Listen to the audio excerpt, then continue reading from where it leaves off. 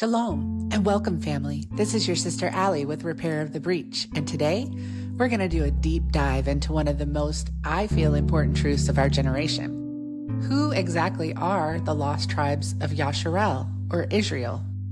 Why was their identity erased, and what does that have to do with you? Before we go further, I want to say something for new listeners. In this space, I use the names Yahuah for our Father and Yahusha for the Messiah, rather than God and Jesus. Why? Because I feel names matter, hence why we see names defined throughout Scripture. Proverbs 30 verse 4 asks, what is his name and what is his son's name if you know it?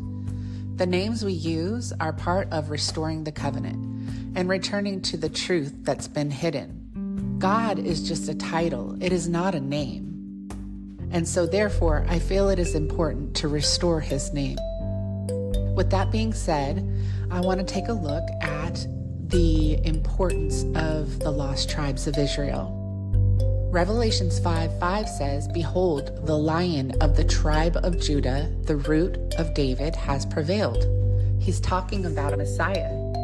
Messiah Yahusha was from the tribe of Judah, not the man-made religion of modern Judaism. The term Jew didn't even exist in biblical Hebrew. It actually evolved from the term Yehudi or Yehudite. This was from the tribe of Judah.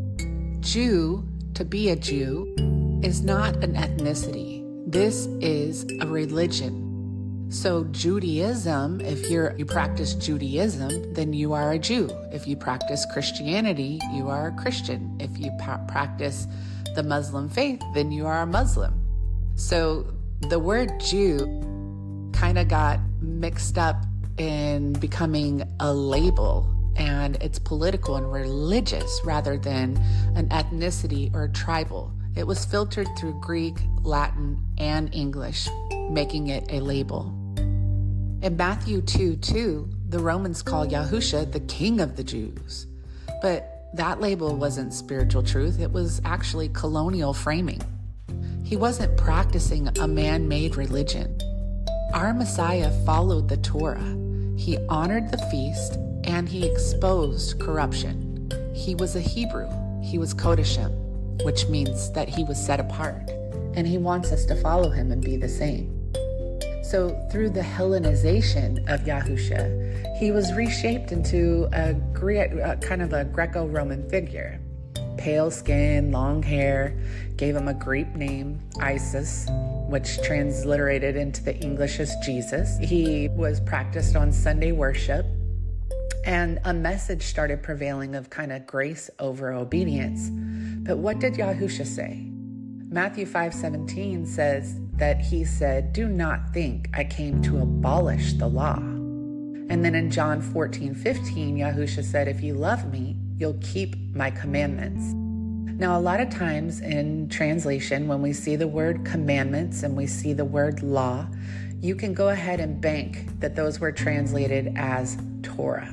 Torah does not always mean law or commandments.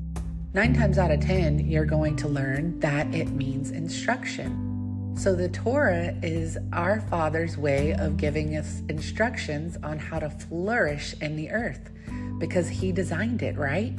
So he knows what makes it profitable and what makes it advantageous for us. And then he also knows what's detrimental and what causes destruction. So he laid out the Torah for us so that we could be most prosperous.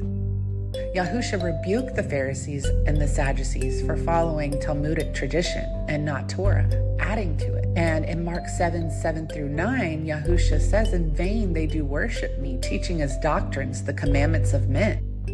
And then he prophesied in Matthew 24:2, "Not one stone will be left upon another." Speaking of the temple, the prophecy came true in 70 AD. And now the world looks to modern-day Israel as a fulfillment of prophecy. But is it? Let's take a look. In 1917, the Balfour Declaration was issued by the British government, not to fulfill prophecy, but to create a political homeland for Zionist Jews in Palestine. In 1948, the State of Israel was declared, not through a prophetic gathering of the 12 tribes, but by a political fiat. Most of those who returned were Ashkenazi of European descent, not descendants of Reuben, Gad, Simeon, or Naphtali. And yet the word called to the fulfillment of prophecy. But where are the other tribes? The covenant keepers, the fruit of the Torah. Israel today does not walk in obedience to Torah. It is not the biblical Israel that the prophets were speaking of. It's a political construct, not the spiritual nation Yahuah is restoring. Deuteronomy 4:27 says, "And Yahuah shall scatter you among the nations." Deuteronomy 28 adds, "You shall serve other gods, you will forget who you are." And Isaiah 11:12 prophesies, "He will gather the dispersed of Judah and the outcasts of Israel."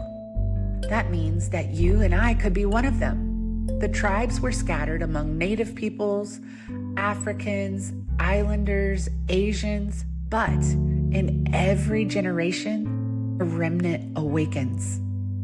Matthew 15:24 says, "I was sent only to the lost sheep of the house of Israel." This isn't about skin color. It's about spirit, covenant, and obedience. If you're being drawn back to the ancient past, to the Torah, if you feel out of place in religious systems, if your soul is crying out for truth, you're hearing the shepherd's voice. The beauty of Yahuah's plan is that it's not just for those in a specific bloodline. Romans 11:17 says, "You, though a wild olive branch, were grafted in." Ephesians 2:12 and 13, "You were once foreigners, but now in Messiah, you've been brought near."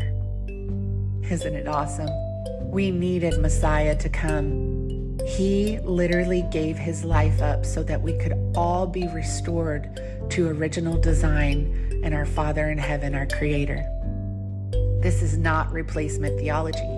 This is restoration theology. You don't need a DNA test.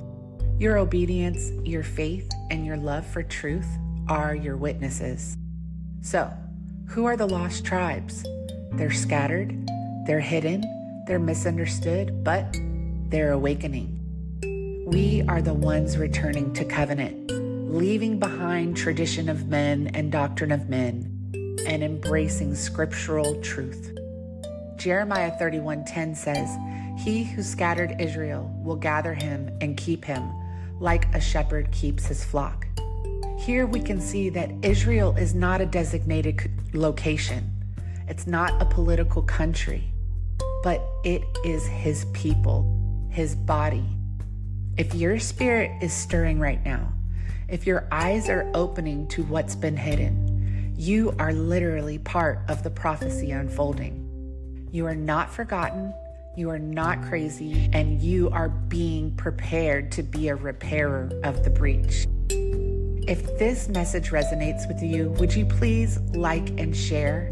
And until next time, stay bold, stay blessed, and keep repairing the breach. Shalom.